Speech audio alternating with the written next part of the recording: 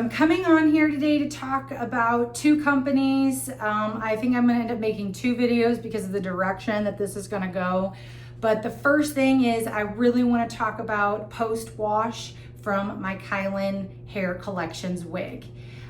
We all know, well, I shouldn't say we all know, that's an unfair assumption, but many of us know that you can never really tell the quality of a wig until it's been washed. They coat those strands in silicone and products, and so it comes out of that box looking like true perfection, and then you wash it and it's like a frizzy or bald wig mess.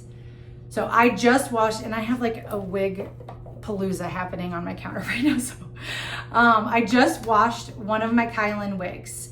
Her name is Mira. She is a, I think like a level 3 brunette and 120% density. She's looking a little crazy because I made some other videos touching on this and the styling part of it. So just ignore that. But I washed her with my method, which I've switched up slightly. Oh my gosh, she feels identical to coming out of the box. So soft, not heavy. They marketed her on the website, dries straight, but not poker straight. Totally fair assumption, totally fair assessment, I should say. So here she is. This is a 20-inch Brazilian Remy human hair from Kylin Hair Collections. Dry, I am only happy about these results. So I'm gonna put her on. I did style her a little bit for the other video I made, so it's gonna look kind of crazy in the front, but I just really want you to see what she looks like on because I'm very happy and impressed. Okay, so let's take these pieces away.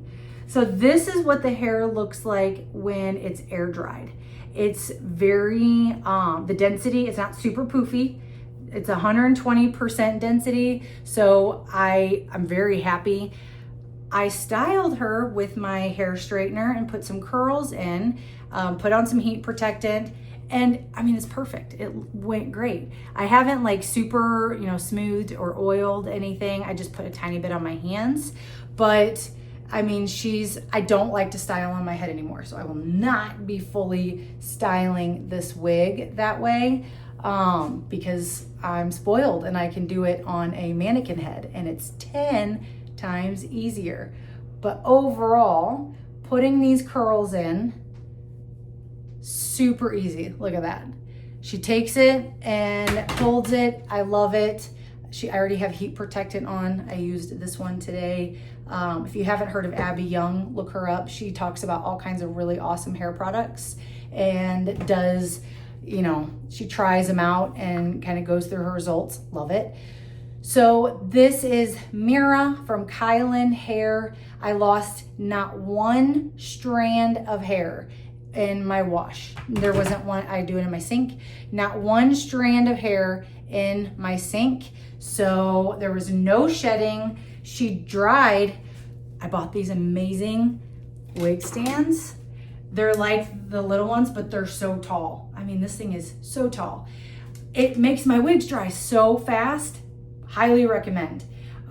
So I washed her yesterday, like at 4 o'clock. She was almost completely dry by the time I went to bed at 10:30. And then of course, when I woke up this morning, she's absolutely 100% dry.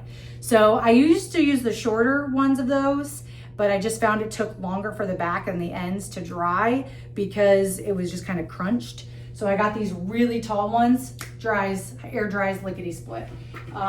So highly recommend getting those. Found them on Amazon. So I wanted to just go over post-wash with my Kylin Hair Collections wig. Very happy, very impressed. I have no complaints. I'm going to make another video comparing Hair VV wigs to Kylin wigs based off of cap construction and density, because that's something that I have learned now that I've been trying out more companies of wigs that I really like. And I think it's important for new wig wearers to know kind of what they're looking for, what they're getting into, and the importances of the differences.